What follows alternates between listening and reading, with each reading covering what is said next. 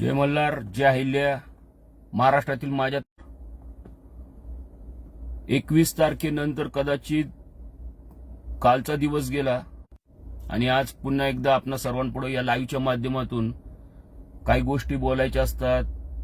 कारण माझी इच्छा असते की महाराष्ट्रातील माझ्या तमाम धनगर बांधवांना, भगिनींना, सर्व मेंढपाळ बांधवांना मला जे वाटते ते मी त्यांच्याशी चर्चा करावी, त्यांना माझं मत सांगावं, माझी भूमिका मांडावी. कदाचित माझी भूमिका कुणाला आवडतही नसेल, कुणाला आवडत असेल, कुणाला योग्य वाटत असेल, कुणाला अयोग्य वाटत असेल. आणि ती भूमिका मांडत असताना काही रिकामटेकडी जी बसलेली असतात, ज्यांना काम धंदे नसतात, काय करायची इच्छा नसती, जी चांडा चौकडी असतात ना गावातली, ती मग उगाच काहीतरी काम धंदे नाही, मग त्यांच्या बोटाला वळवळ आली की टाकतात कमेंट्स काहीतरी. स्वतःला तर काय करता येत नाही, म्हणजे स्वतःचं ठेवायचं झाकून आणि दुसऱ्याचं बघायचं वाकून, अशी काय असतात. त्यांच्यावर मला बोलायचं नाही, कारण त्यांची लायकी नाही मी त्यांच्यावर बोलावं म्हणून. आणि त्यांचा तेवढा आवाका पण नाही की त्यांनी माझं ऐकून घ्यावं म्हणून. मी ह्या गोष्टी मांडत असताना ह्या सर्व गोष्टी मी ज्यावेळेस 21 तारखेला 20 तारखेला रात्री मी काही 2 लाईव्ह झाली माझी. पहिले लाईव्ह ह्याच्यासाठी झालं की 21 तारखेचा जो मुंबईला मोर्चा निघणार होता आणि सर्व आपल्या समाज बांधवांना आवाहन केलं, सर्वांनीच केलं, खास करून दीपक भाऊ बोराडे ज्यांनी हे आयोजन केलं होतं. त्याच्यानंतर 21 तारखेच्या 4-5 दिवस अगोदर माझं एक लाईव्ह होतं. सर्वांनी लाखोंच्या संख्येने निघा, एक जातीसाठी लढत असताना असा आपल्या समाज बांधवांच्या मागे आपण उभं राहणं, आपण त्यांना त्या ठिकाणी पाठबळ वाढवणं, त्यात सहभाग होणं, हे आपलं काम नव्हे तर हे आपलं कर्तव्य आहे. ठीक आहे, राजकारण करताना काय आपल्याला आयुष्य पडले, राजकारणात आपली काय अवस्था आहे, आपण कोणत्या स्थानावर, हे गेले अनेक वर्षाचा इतिहास आहे. विधानसभेला बघितलं, लोकसभेला बघितलं, महानगरपालिकेला बघितलं, नगर परिषदेला बघितलं, नगरपंचायतीत बघितलं, की जी महाराष्ट्रातली आपली संख्या आहे त्या संख्येनुसार आपल्याला किती वाटा मिळतोय त्याचं बघितलं तर 1% सुद्धा वाटा नाहीये. त्या गोष्टीत मला बोलायचं नाही, कारण प्रत्येक जण आपापल्या पक्षाचे आहेत, जे आपापल्या पक्षाचं काम करतात. मग आम्ही खरं बोललं की त्यांच्या बुडाला आग लागती, कारण बरं बोललं की त्यांना खूप वाहवा वाटती. छाती 64 72 इंच होती त्यांची, म्हणून मला तसलं बरं बोलणं आवडत नाही, मी खरं बोलतो. आता हे सगळं करत असताना 21 तारखेला मी पण मुंबईला येणार. मी म्हटलं सर्वांनी ताकदीने चला, लाखोंच्या संख्येने यायलाच पाहिजे होतं. आणि त्याच्यानंतर दीपक भाऊ बोराडे येणार आहेत, नाही येणार आहेत, का जायचंय का नाही, 20 तारखेच्या रात्रीपर्यंत हा संभ्रम होता, कारण दीपक भाऊनी तशी भूमिकाच मांडली होती. आणि हे सगळं करत असताना महाराष्ट्रातला ज्यावेळेस समाज हा पूर्ण तयारीनिशी लढायला तयार झालता आणि पूर्ण आता 21ला हे पिवळं वादळ पूर्ण ताकदीने हा सुनामी धनगरांचा मुंबईच्या दिशेने आगेकूच करणार होता, तेवढ्यात कुठेतरी दीपक भाऊंच्या भूमिका बदलायला लागल्यामुळे आम्ही पण संभ्रमात पडलो, नेमकं करायचं काय. आणि मग मी ते लाईव्ह केल्यानंतर कोण म्हणलं बाबा नुसतं फेसबुक लाईव्ह करून चालत नाही, कोण म्हणलं तुम्ही असं बोलताय, परंतु तसं बोलण्यापेक्षा तुम्ही प्रत्यक्षात या समोर. मला या लोकांना सांगायचंय, घनश्याम बापू हक्के एखाद्या ऑफिसमध्ये गाडीमध्ये लाईव्ह करत जरी असला तर लाईव्ह करत असताना जे बोलतो ते प्रत्यक्षात पहिल्यांदा करून दाखवतो. माझ्यावर अनेक केसेस आहेत, मी पहिल्यांदा पण सांगितलं.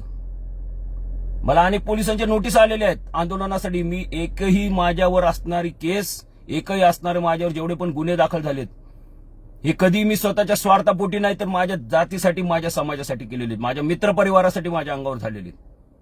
स्वतःच्या स्वार्थासाठी कुठेतरी कुणाची जमीन बळकवली आहे, कुठेतरी कुणाला धमकी दिली आहे, खंडणी, असला एकही गुन्हा आजपर्यंत, असली छपरी आणि फालतू कामं मला आवडत पण नाही. माझ्यावर 353 पासून अनेक गुन्हे आहेत, फक्त माझ्या जातीसाठी. प्रत्यक्षात रस्त्यावर उतरून लढाई करणारा जर का मला सगळ्यात जर का आवड जास्त आहे तर रस्त्यावर 2 हात करायची, मोबाईल थोबाडापुढे धरून लाईव्ह करून आणि रूम मध्ये बसून लाईव्ह करायचं आणि चला आता निघायचं म्हणून मोबाईल स्विच ऑफ करून बसायचं आणि आपल्या बांधवांच्या झाणाऱ्या हाल अपेक्षा बघत बसायचं. आणि स्विच ऑफ केल्यानंतर मग त्यांना कोण सांभाळणार, त्यांना कोण बघणार, म्हणून बघतील ते त्यांचं. असला घनश्याम बापू हक्के नाही. जे बोलतो ते करतो. जर का मी म्हटलं मला आपल्याला रास्ता रोको करायचा आहे, तर ते रास्ता रोको करत असताना सर्वात पुढे हा घनश्याम बापू हाके असतो. मोर्चा काढायचा तर मोर्चाच्या सगळ्यात पुढे मी असतो. नोटिसा बिटीसा किंवा परवानगीला जे पत्र व्यवहार करतो ते पत्र व्यवहार माझ्या नावाने स्वतः असतो. का? कारण की माझ्यामुळं जरी जातीसाठी लढत असलो मी, तरी माझ्या धनगर बांधवांना एकही त्रास नाही झाला पाहिजे, एकाही भगिनीला त्रास नाही. नाहीतर तुम लढो हम कपडे सांभाळते म्हणजे आमच्या बांधवांना तोंडाला द्यायचं आणि आपण निवांत बसायचं. ही असली भूमिका घनश्याम बापू हाकेने कधी घेतलेली नाही. लक्षात घ्या, जे पण घेतो ना ते जातीच्या भल्यासाठी. काय वाटेल ते झालं ना, माझं होऊ देत गुन्हे माझ्यावर, पोलिसांनी मला नोटिसा बजावू देत, होऊ देत. परंतु चुकीचं काही स्वतःच्या स्वार्थासाठी अनेक हजारो बांधवांना पोलिसांच्या तोंडाला द्यायचं आणि त्यांचे नाहक बळी घालायचे, असली भूमिका घनश्याम बापू हाकेने कधी केलेली नाही. मी काही तुम्हाला रेकॉर्डिंग ऐकवतो आज, जे मला म्हटले ना 21 तारखेला तुम्ही का नाही आलात. मला काही जण म्हटले तुम्ही 21 तारखेला का नाही आलात. मला 20 तारखेला 2:30 वाजेपर्यंत मला फोन चालू होते आणि 20 तारखेला 2:30 वाजेपर्यंत फोन चालू असताना मला काही बांधवांचे फोन येत होते. 21 तारखेला पहाटे 7 वाजल्यापासून काही पोलीस स्टेशनला, काही टोल नाक्यावरती, काहींना पोलिसांनी अटल सेतूपाशी गाड्या अडवल्या होत्या. आणि हे सगळं करत असताना त्यांची काय अवस्था झाली हे मी तुम्हाला ऐकवतो, जरा तुम्ही ऐका आणि मग तुम्हाला काय वाटतंय ते तुम्ही सांगा.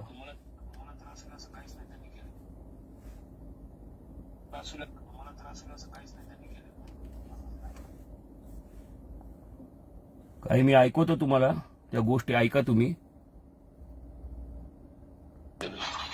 इथं आमच्या पोलीस स्टेशनला बाहेरून आणून दिलेले आहेत लोक सर. अच्छा, आमच्या पोलीस स्टेशनची माणसं पण नव्हती गेली तिथं आणायला लोकांना. बर. डिस्ट्रीब्युट केले फक्त लोक त्यांनी, की त्यांचं काय असेल आता ते कडले मला पण एवढी माहिती नाही. फक्त मला सांगितले याची नावं लिहून ठेवा आणि फक्त परत आदेश आला की यांना सोडून द्या. काय झालं साहेब माहितीये का, म्हणजे मला एवढं सांगायचं होतं की ही सगळे 300-400 किलोमीटर लांबून आलेली लोक, रातभर प्रवास. बरोबर आहे की म्हणजे ना त्यांचं बाकीचं काहीच नाही सकाळपासून त्यांचं. नाही, यांचे आम्ही आता जेवणाची वगैरे सोय केली इथं, काय नाही यांना जेवण वगैरे आणून दिले. काय अडचण येत नाही ते. माझी एवढीच विनंती आहे, कार्यकर्त्यांना आम्ही सगळ्यांना सांगतो फोन करून प्रत्येक पोलीस स्टेशनला की बाबा ज्यांनी त्यांनी व्यवस्थित आपापल्या घरी जावा. कोर्टाचे आदेश येईल त्यावेळेस मग आपण आंदोलनाची दिशा. फक्त माझं एवढंच म्हणणं आहे की त्यांना तुम्ही लवकरात लवकर ऑर्डर. 100% आम्ही पण आमच्या बाजूने सहकार्य करतो, तुम्ही पण सहकार्य करू. हो 100% ओके. असे अनेक तुम्हाला मी ऐकवतो की ज्याच्यामध्ये तुम्हाला कळेल. हॅलो, नमस्कार.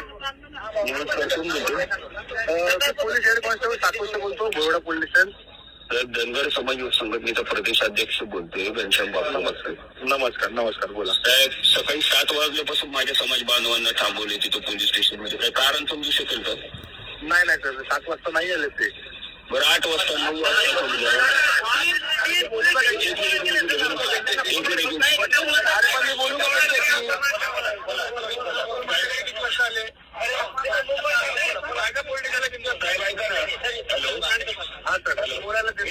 स्पीकरवर फोन टाका, मी त्यांच्याशी बोलतो. तुम्हाला त्रास. हॅलो, धनगर समाज युवक संघटनेचा प्रदेशाध्यक्ष. हा, बोला ना. गाड्या कोणत्या कारणास्तव अडवल्यात, म्हणजे काय कारण समजू शकेल का? गाड्या ज्या आहे मुंबईमध्ये ट्रॅफिक जाम झालेला आहे, त्यामुळे गाड्या ज्या आहेत त्यामुळे पाठवल्या. तुम्हाला जायचं आहे तर ट्रेनने जाऊ शकतात ते. नाही म्हणजे मला म्हणजे मुंबईमध्ये तर लाखो गाड्या रोज ये जा करतात, 18 गाड्यांनी ट्रॅफिक जाम होते, म्हणजे मला नाही कळलं साहेब. तसं नाहीये साहेब. ट्रेन येत नाही ना मुंबईला, म्हणजे मुंबईला तर रोज ये जा लाखो गाड्यांची ये जा होती. बरोबर आहे, रोज येणं हा पार्ट वेगळा आहे. आणि आज आंदोलनासाठी जे चालले आहे ना ते गाड्या रस्त्यात लागून जातात आणि ट्रॅफिक जाम होते. त्यांना इथून ऐका ना, इथून बाजूला आहे ना, ठाणा स्टेशन बाजूलाच आहे आणि इथून 30-35 मिनिटं. माझं काय म्हणणं आहे, आता हे असे अनेक रेकॉर्डिंग आहेत, अनेक हजारो बांधवांची रेकॉर्डिंग आहे. अनेक हजारो बांधवांना त्या दिवशी उचलून ताब्यात घेतलं होतं, अनेक पोलीस स्टेशनला 5-5, 6-6 तास बसवलं होतं. याचा अर्थ पोलीस आमच्या विरोधात आहेत, पोलिसांना आमचा द्वेष आहे, राग आहे, पोलिसांनी जाणून बुजून, असं मी बिलकुलही म्हणत नाही. त्यांना वरतून आले असतील आदेश. हे जे गेंड्याच्या कातडे मी म्हणतो ना, नालायक निर्लज्ज बेशरम सरकार बसले, पहिल्यापासून म्हणतो, ईदभर नाही तर हातभर फाटली यांची. आणि मग धनगरांना उत्तर काय द्यायची? छातुरमातुर उत्तरं द्यावी, बनवाबनवीची उत्तरं द्यावी. तर धनगर आता चांगला सगळं कळून चुकले. कोण किती पाण्यात आहे, कोण धनगरांच्या पाठीत खंजीर खुपसतोय, सगळं माहिती आहे. मग आता करायचं काय? तर पोलीस प्रशासनाला करा पुढं.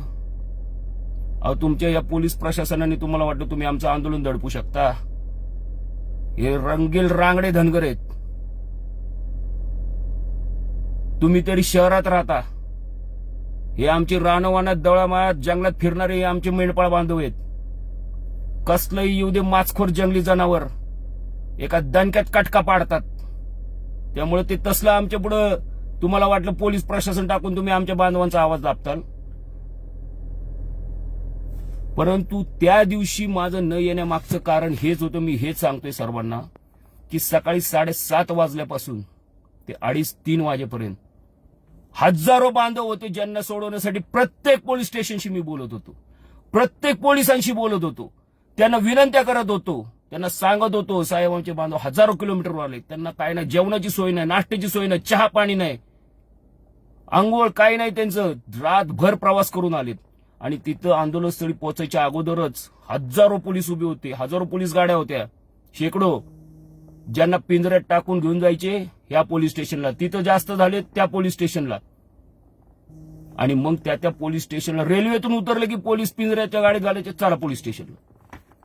काय कारण काय माहित नाही आम्हाला. सिनियर पोलीस अधिकाऱ्यांचे आलेत ऑर्डर की यांना सोडायचं नाही. मग असं करत असताना त्या ठिकाणी मी माझ्या बांधवांना सोडायचं.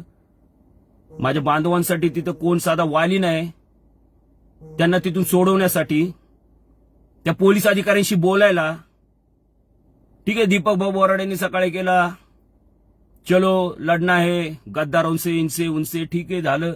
याचा अर्थ दीपक भाऊ बोराडेंना मी दोषी ठरवत नाही. परंतु त्याच्यानंतर काही जणांनी जी बोटं घालायला सुरुवात केली ना, तुम्ही आले नाहीत, लाईव्ह करून काय उपयोग आहे? अरे घनश्याम बाप्पू हक्के ना, ज्या वेळेस मुंबईला जायचं होतं एकटा गेलता, एकटा. निवडक माझ्यासोबत जे माझे कट्टर आहेत, जातीसाठी जीव देणारे, माझा मित्र परिवार, असे 10-15 जण एवढेच गुण आहेत. आणि किती बंदोबस्त आहे, छे छे छे. आजपर्यंत मी कधी केलं नाही. आगे कितने, पीछे कितने, दाए कितने, बाय कितने, एकटा.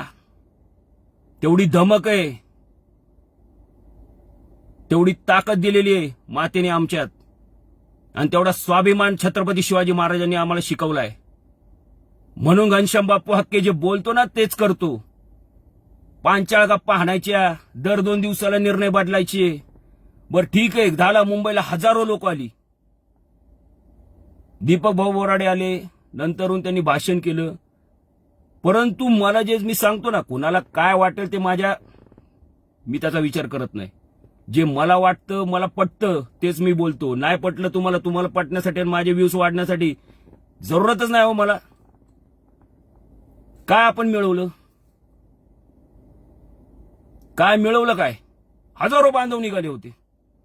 ज्या वेळेस तिथं मोर्चाच्या ठिकाणी सांगण्यात आलं की आता सर्वांनी आपापल्या घरी जावा, जे निघालेत नाशिक, नांदेड, उस्मानाबाद, जालना, त्यांच्या गाड्या अर्ध्यातच रिटर्न फिरवा.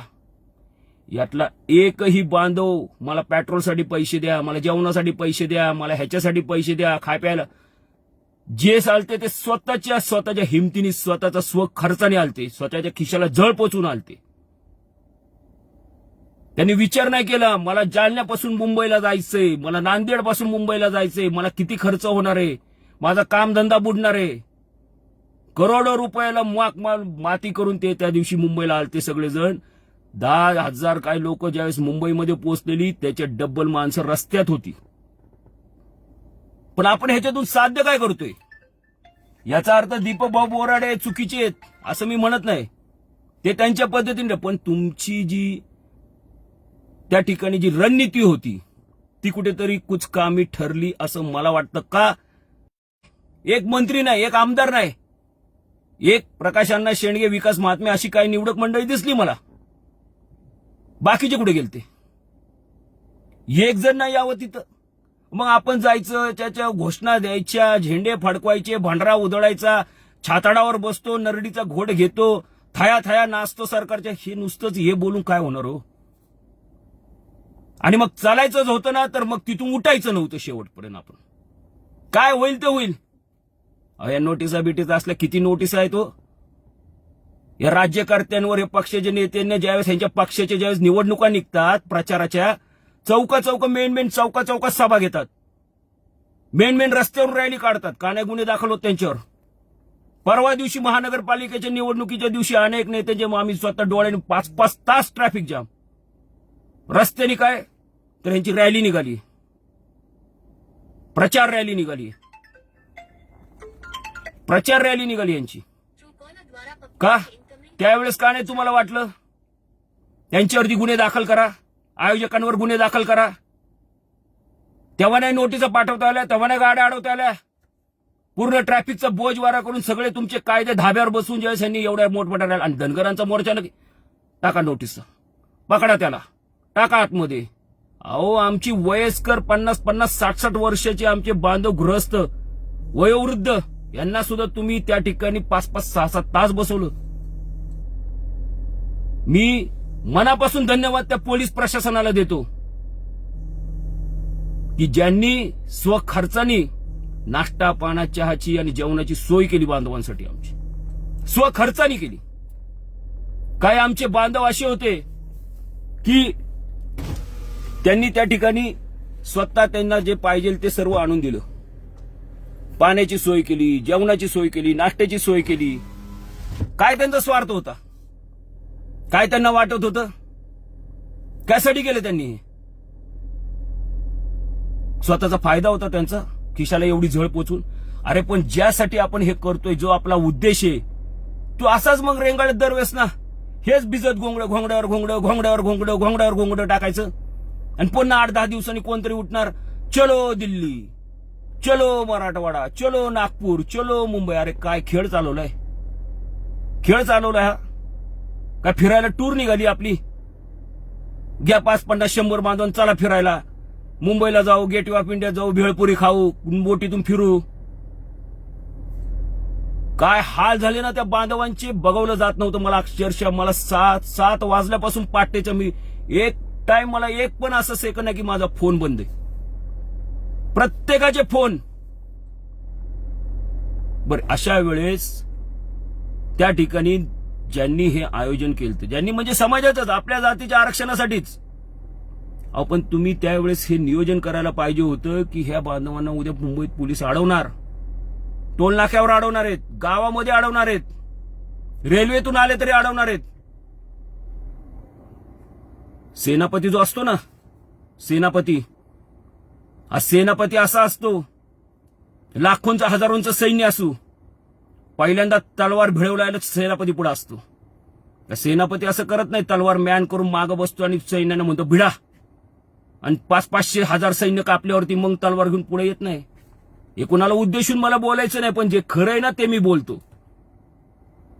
आपण वाचलेत ना छत्रपती शिवाजी महाराजांचे, पुण्यश्लोक राजमाता अहिल्यादेवी होळकरांचे इतिहास, धर्मवीर संभाजी महाराजांचे, महाराणा प्रतापांचे, राजमाता जिजाऊचे, पुण्यश्लोक राजमाता अहिल्यादेवी होळकरांचे, यशवंतराव होळकरांचे आपण इतिहास वाचलेत. कोणती अशी लढाई आहे की स्वतः राजवाड्यात बसून सैन्याला म्हटले जावा लढा?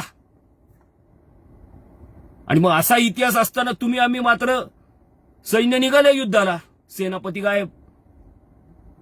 ज्या ठिकाणी जायचंय तिथे सैन्य पोहोचायच्या अगोदरच त्यांच्यावरती गनिमी काव्याने आमच्यावरतीच अटकेचं सत्र सुरू. आणि एवढा माज मस्ती आणि सरकारला एवढी मदमस्त झाले, सत्तेची एवढी बुडाला त्यांच्या खुमखुमी आलीये. एक प्रतिनिधीने पाठवला हजारो धनगरांच्यासाठी, आणि तुम्ही मात्र द्या तुटस्तोर मतदान हाना आता झेडपी पंचायत समिती आहे, हाना द्या, कमळ फुलवा, अजून घाला त्याला खत पाणी घाला, बिस्लरीच्या बाटल्या टाका त्या कमळाला, चांगलं आधुनिक पद्धतीचं दर्जेदार खत टाका, वाढवा अजून कमळ. एकनाथजी शिंदे साहेब बाकीच्यांशी नाही, पण तुमच्याकडून आम्हाला अपेक्षा होती की तुम्ही येताल. एक गोरगरीब सामान्य कुटुंबातून तुम्ही आलेलात. तुमच्याच तोंडाने आणि तुम्ही मुख्यमंत्री असताना तुम्ही या बाबतीत निर्णय घेतला होता. तुम्हाला महाराष्ट्रातील अनेक तालुक्यात जिल्ह्यात धनगरांनी आदरपूर्वक भंडारा लावून घोंगड्या घातल्या. पण तुम्ही सुद्धा शेवटी त्यांच्याच बाजूने आणि त्यांच्याच ह्यानी तुम्ही सुद्धा तयार झालात. या मदमस्त सरकारला एवढी मस्ती आली आणि एवढा धनगरांचा द्वेष आहे की तुमच्या आता मतदानाची आणि तुमच्या आता एकजुटीची त्यांना बिलकुल पण परवानगी आणि कसली काळजी नाही. तुम्ही हजारोनी या, नाही तर किती एकजूट दाखवा.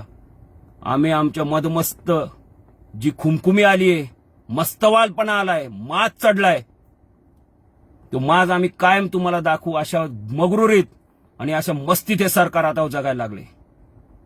2014ला फसवणारे कोण होते जे आता आहेत मुख्य पदावर, त्याच्यानंतर दुसरे आले, त्याच्यानंतर तिसरे आले आणि पुन्हा 2014चे पुन्हा येईन म्हणून येऊन बसले. आणि त्यांच्या पुढं जे आरक्षणासाठी त्यांच्या विरोधात बोलत होते तेच त्यांच्या पाया धरून पाणी पितायत. हे आमचे दलालो, कुणाला नाव उठून उपयोग नाही. आमचे दलाल भडवे, पुन्हा बोलतो भडवे, स्वार्थासाठी, स्वतःचा संती साधूपणा करण्यासाठी. आणि हाच खेळ करायचा तर कशाला सारखं धनगर आरक्षणासाठी आमच्या बांधवांना तुम्ही वेटीस धरताय. प्रत्येक वेळेस उठायचं, चला आंदोलन करू. प्रत्येक वेळेस उठायचं, चला मोर्चा. प्रत्येक वेळेस उठायचं, चला रस्ता रोको, उपोषण, आंदोलन, धडक मोर्चा, तोडफोड. अरे काय चाललंय? खेळ आहे हा? आणि मग आम्ही तुम्ही का नाही? अरे काय येऊन करू? तुमच्या ह्या असल्या चालू सगळ्या नियोजनाला ज्याला कसलाही काय आधार नाही. आता स्पष्ट बोलतो मी, बसायचं होतं तिथं. काय मुंबई कुणाच्या बापाचा 7-12 आहे मुंबईचा? बसायचं होतं तिथं. काय होईल ते होईल बघितलं. त्या दिवशी जर का थोडा तुम्ही धीर धरला असता, ठीक आहे, पोलीस प्रशासन पूर्ण तयारीने आलतं ना. खंबाटकी घाटात ज्यावेळेस आम्ही 7 तास आमच्यावर पण आलते, शेकडो पोलीस उभे होते पूर्ण तयारीने लाठीचार्ज करायला. पण आम्ही हटलो नाही. 7 तास थांबलो होतो रस्त्यावरती. सर्व आमचा गोरगरीब भोळवा बापडा धनगर समाज, मी, माझ्यासोबत असंख्य माझे सहकारी, आमचं कुटुंब, सर्व. कशासाठी घाबरायचं? करू देत पोलीस प्रशासनाला जे करायचं ते. कदाचित त्या दिवशी आपण थांबलो असतो तर त्याच्या दुसऱ्या दिवशी 22 तारखेला ह्यापेक्षा 4 पटीने गर्दी झाली असती मुंबईत, एवढं लक्षात ठेवा. आणि सरकारने, सरकारच्या बापाला नाही, अख्खं मंत्रिमंडळ तिथून तुम्हाला विचारलं असतं काय तुमच्या मागण्यात सांगा.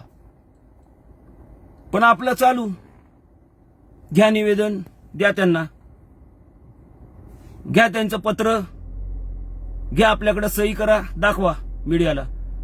हे बघा, हे आम्हाला मिळालेलं पत्र, ठेवा आपल्या बॅगेत. काय ते 21 तारखेला ज्यावेळेस 7 वाजता झालं, मला 22 तारखेला सायंकाळी 7-8 वाजेपर्यंत फोन होते. आम्ही काय करावं? काही नाशिकला, काही इगतपुरीला, काही मनमाडला, उस्मानाबादला, जालन्याला, औसामध्ये, मुखेडला, काही अर्ध्या रस्त्यात आली आहेत, काही लोणावळ्यात काही गाड्या अडवल्यात, काही खंडाळ्यात अडवल्या, काही तळेगावला.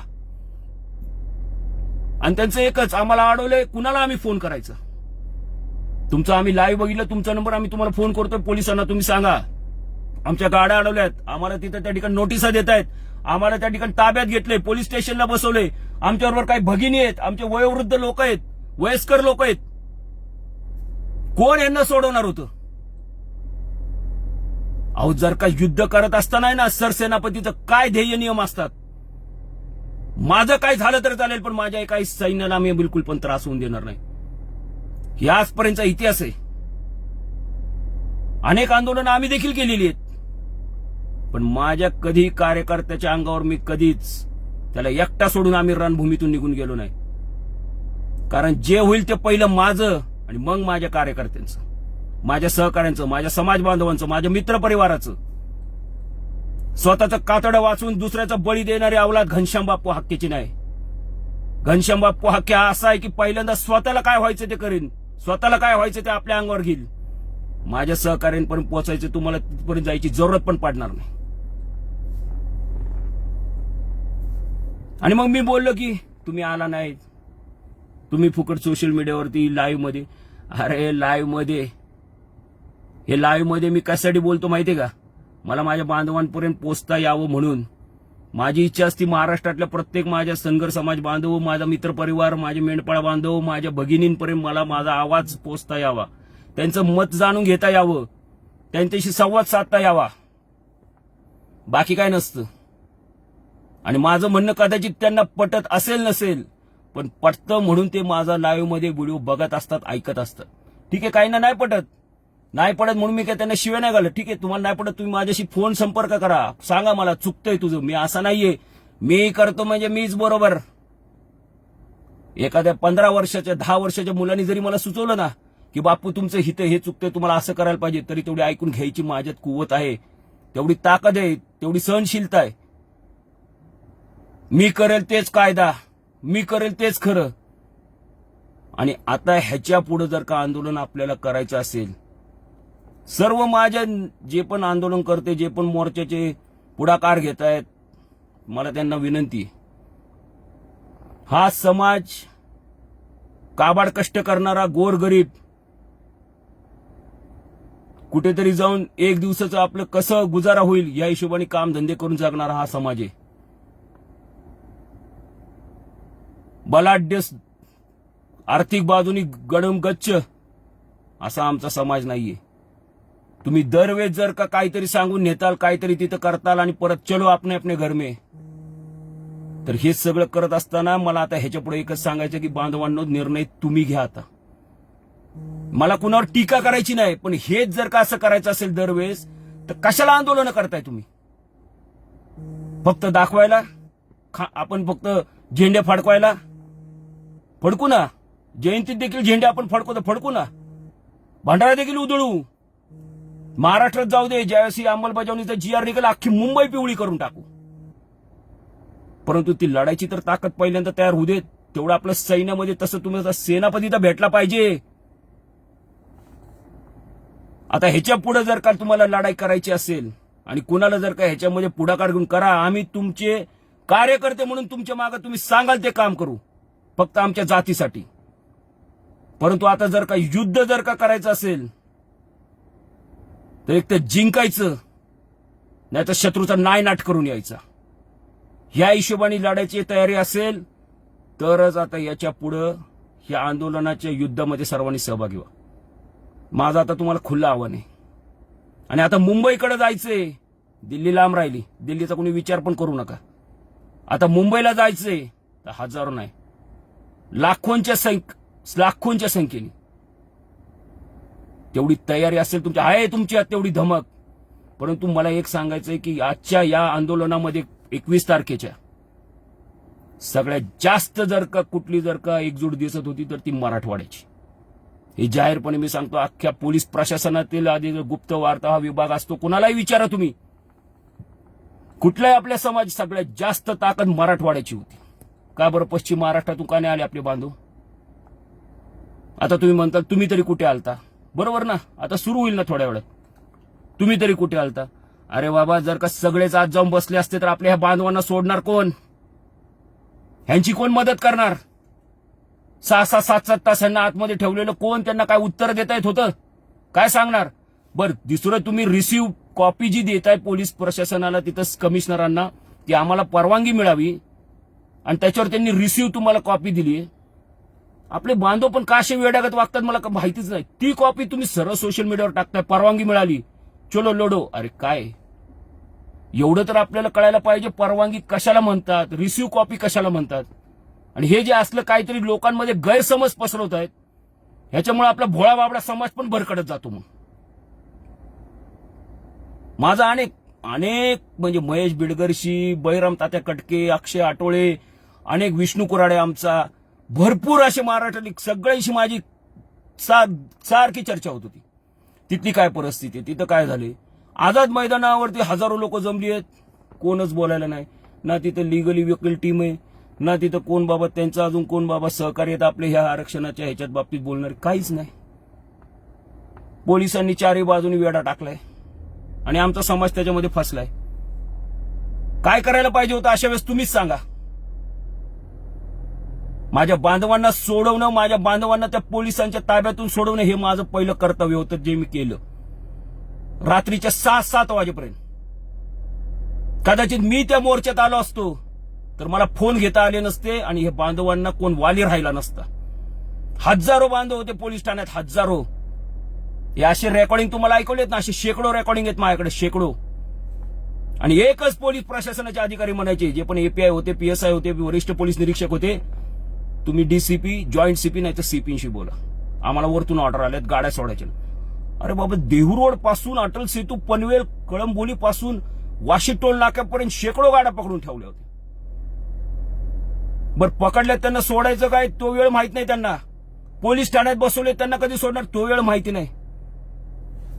पण हे ज्यांनी पण कृत्य केलं ना, पोलीस प्रशासन नाही म्हणते मी, पोलीस प्रशासन त्यांचं कर्तव्य करतात, पण हे ज्यांना त्यांना करण्यासाठी भाग पाडले, तुम्हाला मी त्या दिवशी पण म्हटलो आणि आता पण म्हणतो, करारा जवाब मिळेगा, लक्षात घ्या.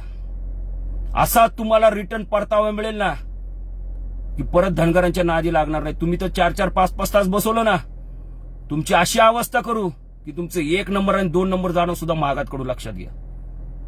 हा शब्द आहे आमचा. शांततेच्या मार्गाने आम्ही आमचं आंदोलन, आमच्या मागण्या, घटनेमध्ये आम्हाला जो अधिकार दिलाय त्याची अंमलबजावणी करा म्हणून वारंवार तुमच्या पुढे विनवत्या करतोय, पायगड्या घालतोय, हात जोडतोय तुमच्या पुढे. आणि आज देखील शांततेच्या मार्गाने आम्ही येत असताना तुम्ही जर का अशा प्रकारे धनगरांची वागणूक दिली आणि अशा प्रकारे धनगरांची मुंबईमध्ये हाल केले, याचा परतावा तुम्हाला मिळणार. तुम्हाला काय ताकद लावायची ती लावा. हा तर तुम्ही काल मी टाकलं, कसा वाटला ट्रेलर, त्याच्यावर पण बोटं घातलीच काही जणांनी. घाला, ते बोटं घालणाऱ्यांना 2च ठिकाणी बोटं घालता येतात, त्यामुळे तसल्या बोटं घालणाऱ्यांवर मी विचार करत नाही. पण ह्या ट्रेलर पिक्चर तुम्हाला आहे ना असा दाखवू की त्याचा दी एंड कधीच होणार नाही, असा पिक्चर तुम्हाला दाखवू, लक्षात घ्या. हे तर किरकोळ होतं, या धनगरांचं हे किरकोळ तुम्हाला एक फक्त त्यांनी झलक दाखवली. सुनामी तर अजून तुम्हाला, ज्या सुनामी येईल ना तेच तुमच्या मंत्रालयामध्ये एक खुर्ची नाही, कागद नाही, तुमच्या अंगावर एक कपडा सुद्धा राहणार नाही साल्यावर, लक्षात घ्या. सगळं तुमचं वाव त्या समुद्रात गेला असेल, हा शब्द आहे आमचा. ह्या धनगरांवर आणि माझ्या जातीवरती आणि माझ्या समाज बांधवांवरती, भगिनींवरती जो तुम्ही मुंबईमध्ये हाल केलेत ना, घनश्याम बाप्पू हा आयुष्यात विसरणार नाही, लक्षात घ्या. आणि ह्याचा परतावा शब्द आहे. आणि मी जे बोलतो ते करतो, जे बोलतो, जे करायचं असतं तेच बोलतो. फक्त एकच आहे की माझ्या ह्या बोलण्यामध्ये आणि करण्यामध्ये कधी 21 तारखेला झालं तर त्याचं कारण आहे की मी पहिल्यांदा माझ्या बांधवांचा विचार करतो, माझ्या भगिनींचा विचार करतो, माझ्या मित्रपरिवाराचा विचार करतो. कारण मी त्या दिवशी जर का तिथं आलो असतो तर शपथ आहे मला अहिल्या मातेची, तुम्हाला असे लांब लचक लावले असते ना या सगळ्या सरकारला, काय तुम्हाला ताकद लावली, असे लांब लचक लावले असते की तुमच्या बापाने GR काढून आम्हाला त्या ठिकाणी स्वागत आणि भंडारा उधळत पाठवलं असतं. म्हणजे मी काय खूप मोठा महान आहे, मी काय खूप मोठा कुठेतरी काहीतरी वेगळं आहे, बिलकुल पण नाही. पण जो समाज बांधवांची आमच्या ताकद आहे आणि त्यांना फक्त मार्गदर्शन व्यवस्थित नाही, दिशा दाखवत नाहीये ही लोक, म्हणून समाज भरकटत चाललाय आणि स्वतःची ताकद विसरत चाललाय. काय 21 तारखेचं जर झालं आणि अर्ध्यातून समजा आपण परत माघारी गेलो म्हणजे काय आम्ही हारलो असं वाटतंय. कधी लक्षात घ्या, या सरकारला आणि मस्तवाल जे केली आहे त्यांनी मुंबईमध्ये आमचे हाल, आणि आम्हाला मुंबईत येण्यापासून जे जे करता येतं ते केलं तुम्ही पोलीस प्रशासनाला पुढे घालून. वाघ हा 2 पावलं मागं जातो ना, ते काय माघार म्हणून जात नाही, तर ज्यांनी ज्या ताकदीने पहिली झेप घेतली असेल ना त्याच्या 10 पट ताकदीने झेप घेण्यासाठी वाघ 2 पावलं मागं जातो. लवकरच तुम्हाला मुंबईमध्ये सुनामी वादळ पाहायला मिळेल. आता तुम्हाला तारीख वेळ आम्ही सांगणार नाही. आता जोर का झटका धीरे से लगेल नाही, जोर का झटका डबल वोल्टेज से लागणार आहे तुम्हाला, एवढाच शब्द आहे माझा. बाकी आज मला एवढं सांगायचं होतं, काही जण जे बोलत होते ना अमुक तमुक फलाना डिमका सोशल मीडियावर, अरे नका रे त्याच्यामध्ये बोटं घालू. कशाला उगाच बोटं घालता? काय करता येत असेल ना तर रस्त्यावर उतरून करा, काय करता येत असेल तर प्रत्यक्षात ते कृती तुमची दाखवा. त्या आंदोलनात व्हिडिओतून बोला किंवा अधिकाऱ्यांशी बोला, त्यांना मदत करता येत असेल आपल्या बांधवांना ती करा रे. बोटं काय घालता? आणि बोटाला लयच वळवळ होत असेल तर झेंडू बाम लावा, म्हणजे वळवळ थांबेल. बघावं तेव्हा आपली बोटं चालूच, इकडं घाल तिकडं घाल तिकडं घाल, कमेंट्स मध्ये घाल, इंस्टाग्राम मध्ये घाल, फेसबुक मध्ये घाल. हे बोटं घालवणं कुणाचं काम असतं माहित नाही का तुम्हाला? त्यामुळे अशी बोटे चाळे करू नका.